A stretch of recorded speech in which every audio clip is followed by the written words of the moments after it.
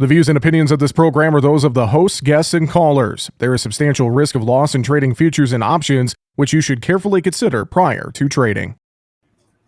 Well, we had a very strong start to the week in the cattle complex with feeders leading the way there. Good support in live cattle also. Mixed to lower in the grains and oil seeds. Corded soybeans in the red on the day. Wheat found a little bit of green in Chicago and Minneapolis spring wheat. What do we make of a sluggish start to the week in the grain complex and that strength in the cattle? Let's talk about it. Joining us now, John Heimberg with Total Farm Marketing. John, hope you had a great weekend. Thanks for joining us.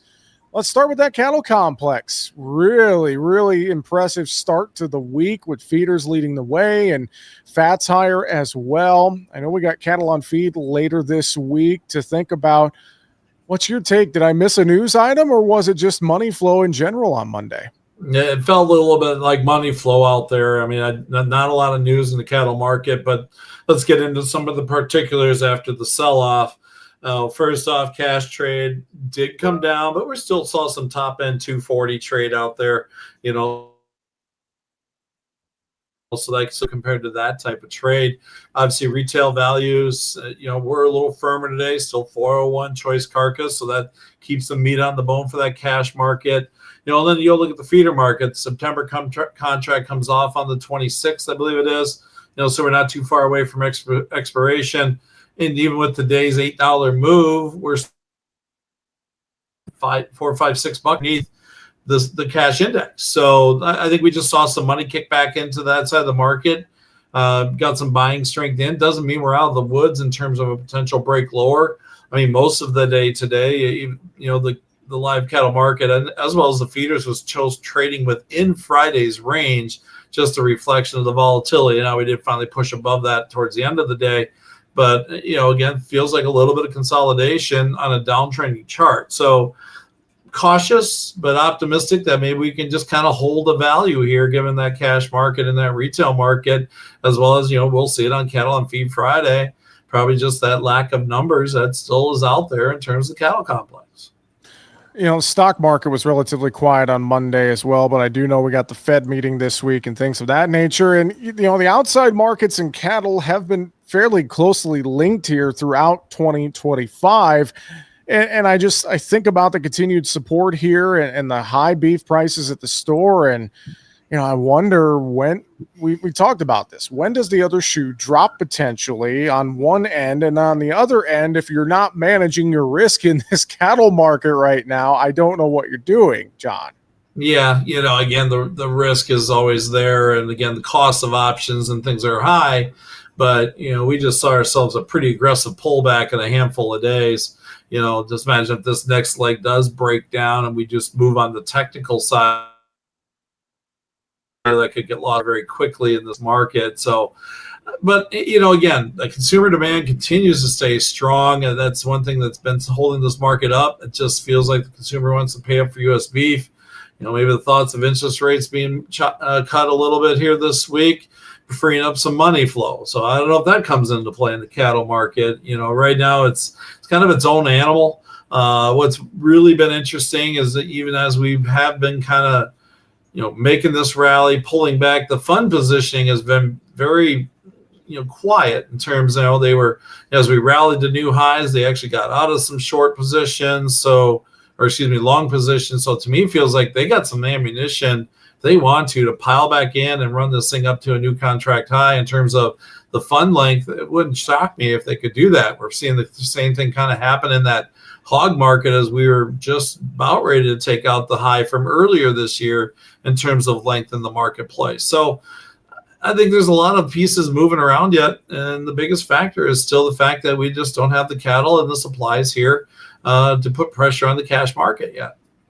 You mentioned hogs, a little bit of green there on the day Monday. Curious, since we're on the topic of livestock, I should ask you just about the dairy market in general before we talk grains. I know there's been volatility and we've been pulling back some, butter prices in particular. Any notes for you in dairy right now, John?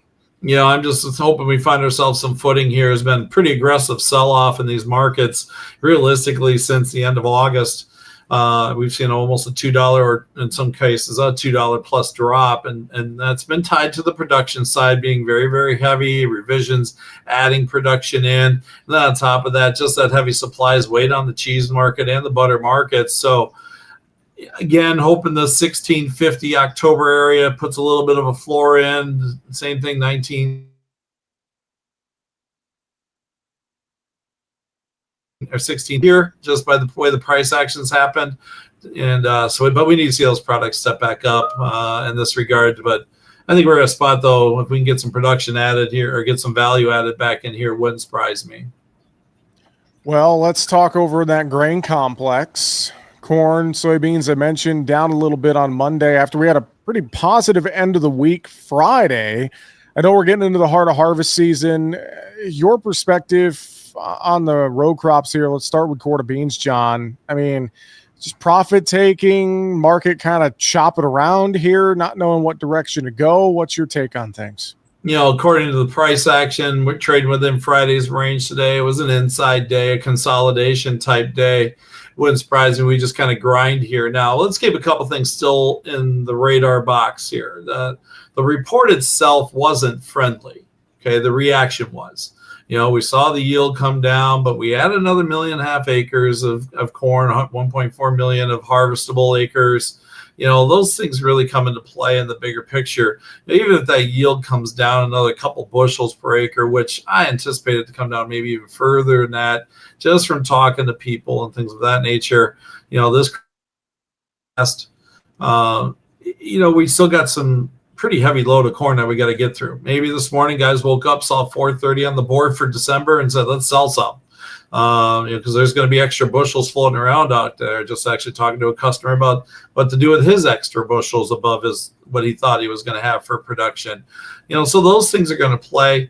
I still would like to see us get a breakthrough that gap at 432 3/4 on December corn that's been out there since June. Unfortunately on Friday we did match that June 18th spike high or July point, and then we fell off of that. If we can get through there, I think we go challenge the 440 area, which would be that July 3rd high, way back around the 4th of July. And then I think we get pretty heavy. We still got competition on the global scale that we need to continue to stay price active with. It was nice to see a corn sale today to unknown destinations. In that regard, nice to see good export shipments. So that side of the market still stays strong. But just here in the next 6-8 weeks, we're going to have a lot of corn coming to the pipeline, and that might make this hard for this market to rally. I'm going to look at possibly if you got corn bushels, you're going to move, and you're not going to be harvesting for a few weeks. We make that move to 440 if you don't pull the trigger on the cash market. Don't be afraid to look at a couple cheap puts to get into harvest. December options are not expensive, and last year we gave about 75% of the rally back. Right now our rally is about 40 cents, 390 to 430 at the high today. So that's about a 40-cent rally. 79% of that is 30 cents, and it wouldn't shock me to see that come out of the marketplace with with some harvest pressure coming at us. What about thinking about the wheat complex too? I should ask you about that. I get a little green in Chicago and spring wheat, but this wheat market's been stuck in the doldrums for some time now, and I'm not convinced that wheat could be an upside leader of any sort here heading into harvest season for quarter beans, John. Yeah, again, the wheat market's a hard one to figure out. A lot of it's just tied to what's going on in Russia. They adjusted some export taxes today. I think that kept a little bit of buying strength into the wheat market. That was talk about that last week. So the market kind of rallied off that most recent contract low. So, the chart keeps telling me the wheat wants to try to turn around, but it just can't seem to find its footing. Again, export inspections today, at least above expectations. Exports actually been pretty good for wheat in terms of sales here. So we saw that adjustment from the USDA on Friday on the export side. So I'd like to see this thing find some footing. We need to get up through like the 530, 540 window, and then I truly feel comfortable about it. And we kind of get through this last slide that we've been in since August in terms of this wheat market. But at the same time, it's going to come down to a couple different things. What's happening with the dollar? What's happening with the Russian wheat price on the global scale? They continue to be the driver of what global wheat prices are. So maybe this is a window we just kind of keep grinding here And one of these times, hopefully, though, one of those reversals we put in, like the one we put in on Thursday last week, is the one reversal that we look back and say, that's our low. John, overall in this grain complex, as you look at risk management in general here, heading into harvest season and more, any key reminders for producers? This is going to be one of those years, we didn't touch on beans much in terms of the report. Just talking to producers, that bean yield's coming down even further. The USDA found record pods. We kind of knew that from the Pro Farmer Tour. They had strong pod counts. Now, pod weight. As this crop continues to dry faster than it needs to, those pod weights are going to start falling. And that yield number for beans is going to come down, which could put us in a very tight domestic situation. Even without the Chinese demand, there's always that wild card that's out there. So with that, I've been, having conversations with producers today. I'm moving extra bushels, or what should I do with bushels? You've got the cost of money. That's such a big factor in terms of operating loans, interest charge, things of that nature. That are going to be on top of this. If you're pulling the trigger to keep your cash flow going, you need to keep something on the books in this year, I think, in terms of re-ownership. We could get to that January report, corn yield and soybean yield come back all the way to of funguses there. Excuse my internet. I think that was my fault on that one. But with that, so keep some ownership in. Don't have to spend a lot, but keep your opportunities open to the upside here, just because I think they're going to be out there. This is one of those years I really am stressing calls. John, always appreciate the insight. Folks want to reach out to you for a conversation at Total Farm Marketing. What's the best way?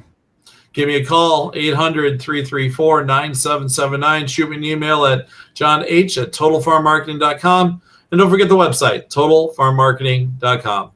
John Heimberg, Total Farm Marketing. Always good to talk with you, sir. Have a great week, and we'll look forward to having you on the show next week. Sounds good. Have a great week, everybody.